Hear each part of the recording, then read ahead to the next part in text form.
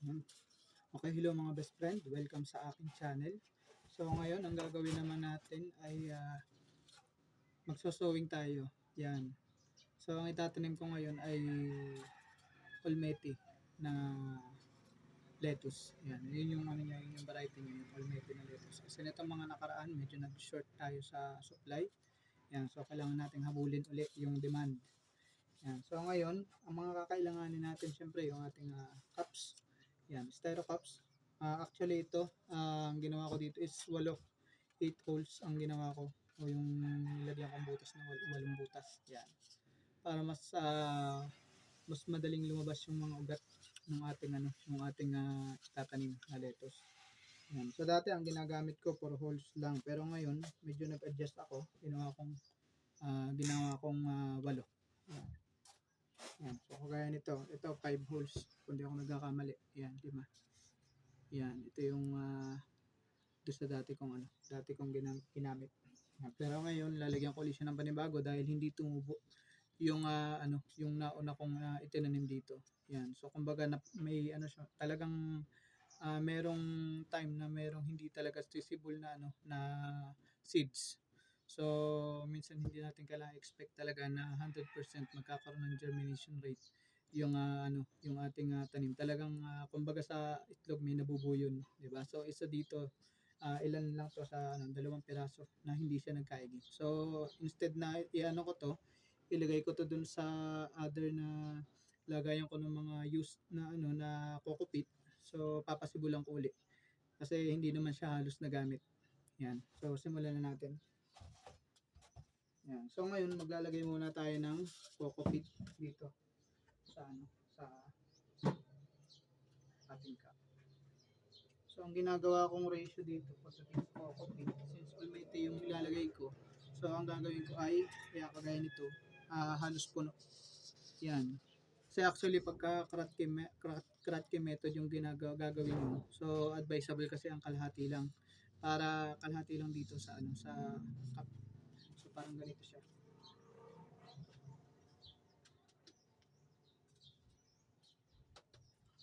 Yan.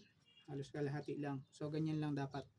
Pero since based on my experience kasi sa pagtatanim, so nagiging nagiging problema ko dito pagka ganito lang ganito lang kaunti o karami yung inilalagay, halos kalahati lang sa cup, ay ang nangyayari kasi hindi makabuka ng maayos yung yung lettuce. So nangyayari sa kanya, lumalaki siya pero hindi siya nabuka.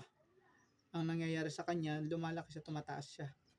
Although hindi naman siya nagiging leggy, pero syempre minsan kasi ang tinitignan ng mga customer o ng mga client natin is yung yung laki ng lettuce, yung expand. Hindi siya so pagka halimbawa ganito ang ginawa ko, hindi siya nakaka-expand ng maayos. So tatry ko na kumbaga nagpa-start na rin ako, nagpasimula na rin naman ako ng ganitong process na halos puno. Yan. So ngayon, gagawin ko is yun uli, same procedure, halos puno ang ilalagay ko para makabuka ng maayos yung lettuce natin pagka siya ay malalaki na. Yan.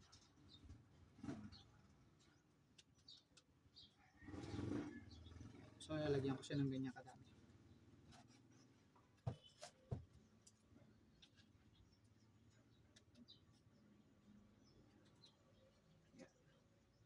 So gagamit tayo ng meron ako dito kasi ginagamit na scoop. Yeah, ito ang ginagamit ko ng scoop para mas madaling lagyan ng coco peat. Yeah.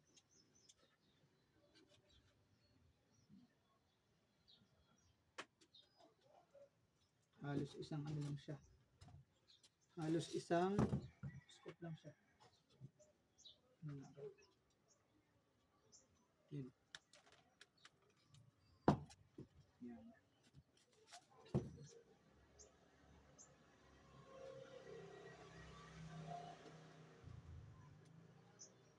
So actually ang gagawin natin ngayon ay 50 heads.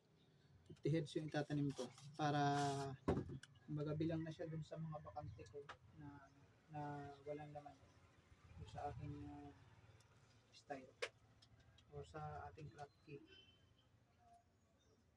Yan.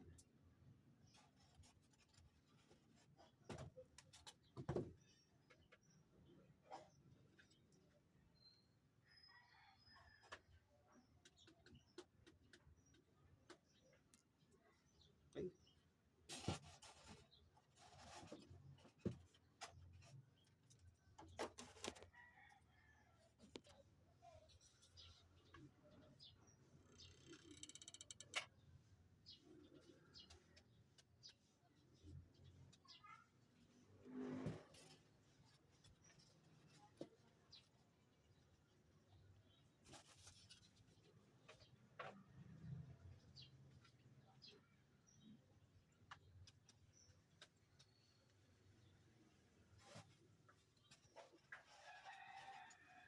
Okay mga best friend, para ma-maximize natin yung yung espasyo nitong ginagamit natin yung karate box. Yan. So after nitong layer na to, yan kung makikita ninyo. Yan. 5 layers siya. Yan, 'di ba? Yan. 5 layers yung capacity sa ganitong side. And then dito 4. Tapos dito maglalagay naman tayo dito pa kasunod. Sa liitan na siya. Yan. Ganito. Yan. Yan, so makikita niyo 'di ba? So ganyan yung magiging process. Kasi pagka ganyan yung natin na pattern dito sa ginagawa natin to, mama-maximize mo yung space. So imbes na 50 heads lang yung mailagay mo, maximum na pwede mong ilagay is hanggang 53 heads. Yan, 53 heads yung pakasya dito sa natin to, sa box na to.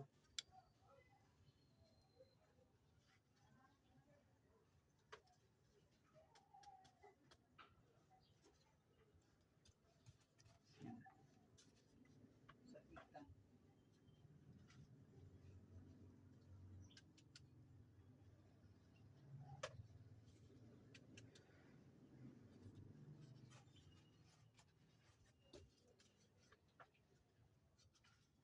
Yan.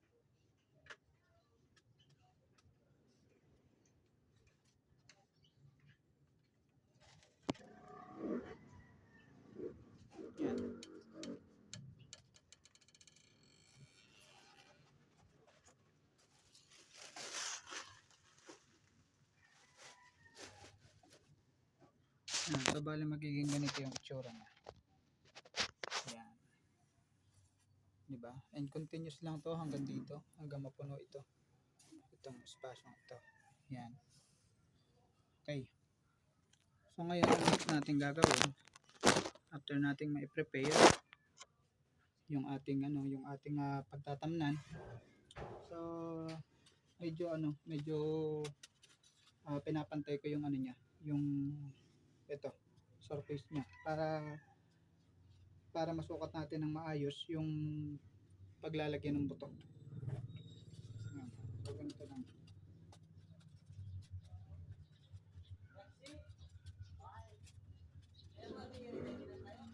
Yan. Pinapantay ko lang siya ng ganyan hanggang sa siya pumantay yung kokopit niya.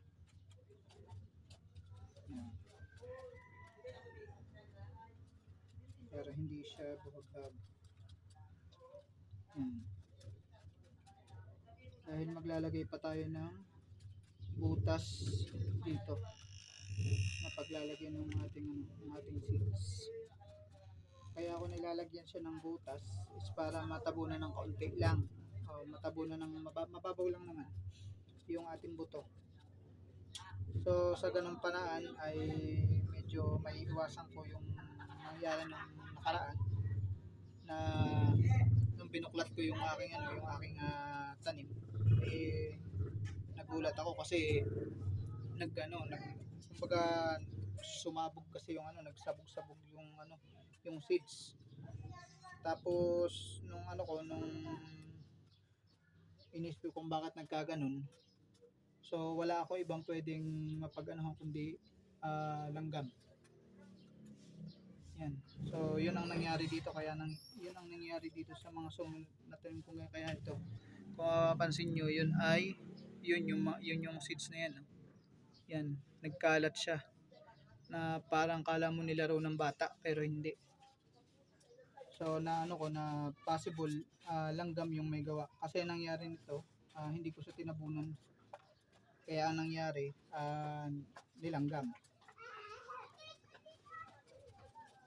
And syempre, ayoko na ulit mangyari yun kasi sayang. Sayang yung unang-una yung effort mo sa pagsusowing, yung proseso. Tapos syempre, yung seeds sayang kasi yung seeds binibili natin yan, 'di ba? So yung seeds natin ay hindi siya libreng nakukuha. Kaya nakakapanghinayang pagka nangyari na gano'n na hindi nagkaigi yung ano mo, yung tanim mo.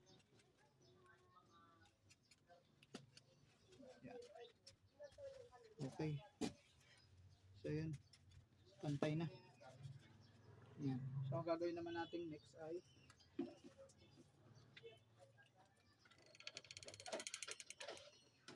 yan, ito. Yan. So ang gagawin ko naman dito, ito kung mapapansin niyo itong point na to, ito yung butas na magkakaroon dun sa sa nilagay natin to. Mabubutasan tong ating Tapos yung butas na yan, diyan natin ipapasok yung seeds natin, tapos tatabunan lang natin siya ng konti. Yan, so parang ganito lang siya. Bale yung butas na nakikreate niya is konti lang. So tama-tama lang para sa yan. Yan. So konting-konti lang yung butas. Yan.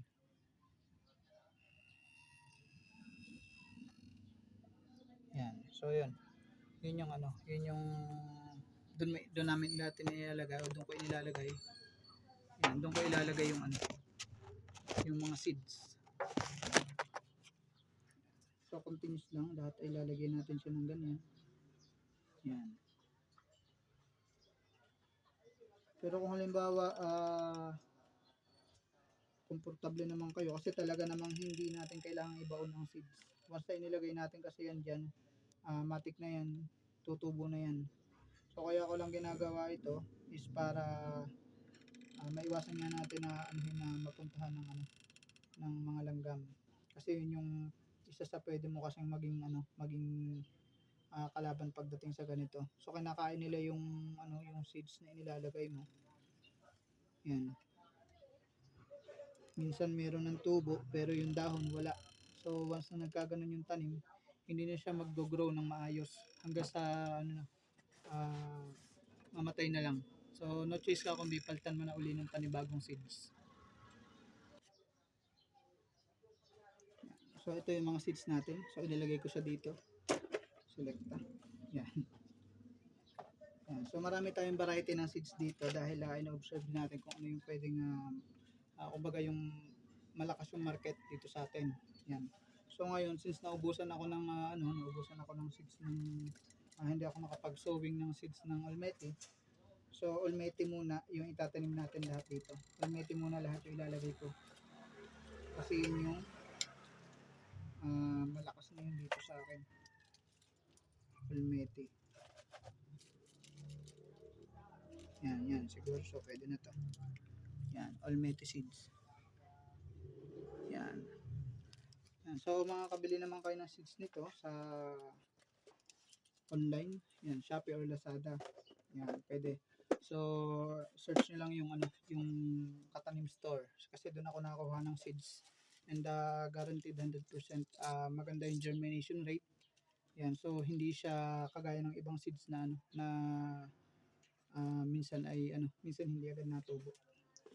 So, siyempre kailangan nyo ring antabayanan yung storage ng inyong seeds. So hindi nyo kailangan siyang ilagay kung saan-saan lang. 'Di ba? Kasi once na inilagay nyo siya kung saan-saan lang, bababa yung germination rate ng seeds. So as much as possible, kailangan ay nakalagay siya sa rep sa vegetable compartment. So doon ko siya inilalagay para kahit tumagal o kahit isang taon na yung seeds, pwede pa rin siya o tutubo pa din siya. Yan. So ilalagay natin tong Olmeti. Yan. Yan. Nakuha ko yan kay Katanim Store, kay Sir Marvin Baisa. Yan. So maganda yung nila, yung seeds nila. Yan, Rex 1 ang brand. Yan. So kuha lang tayo ng sasakto lang dito sa natin. Tingnan natin. Lalagay ko na dito. Yan. So, yung seeds natin, bawat isang styro cup, isang seeds.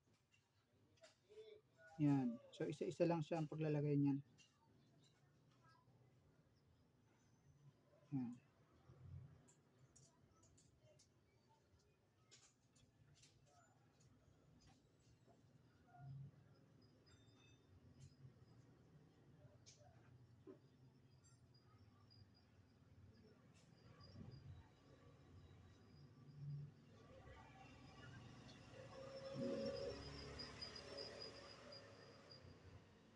Isa-isang seeds lang. Yan, kulang pa.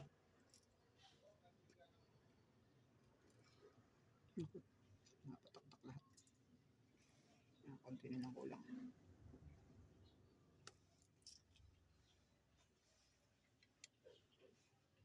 Yan. Lahat ito ay almeti. Yan. Actually, yung dabi malakas din dito. Okay din yung dabi. Pero may mga tanim na ako na dabi. Nagpasunod na ulit ako ng dabi. So, almeti ang wala. Kaya ito lang muna yung itatanim ko ngayon. Yan. So, yun. Nalagyan na natin. Yan. So, after nito, didiligan naman natin siya ng konting ano lang. Tubig lang siya. After natin siyang tabunan. Yan. So, ito ang gagamitin natin pang spray. Yan. So, bakit natin kailangan basahin ng tubig? So, kailangan basahin ng tubig para matrigger yung germination ng ating seeds. Yan. And after 24 hours, yan. So, makikita natin na magkakaroon na siya ng crack dun sa seeds niya. At the same time, within 3 days, yan. So, maganda na yung yung sibol. Yan. So, ganito lang pag natin yan. Tubig lang siya. Wala siyang kasamang nutrient solution, ha. Tubig lang.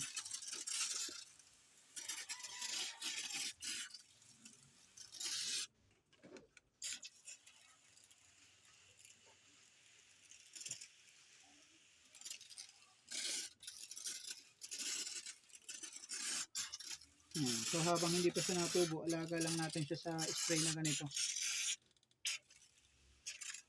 hanggang sa tumubo siya.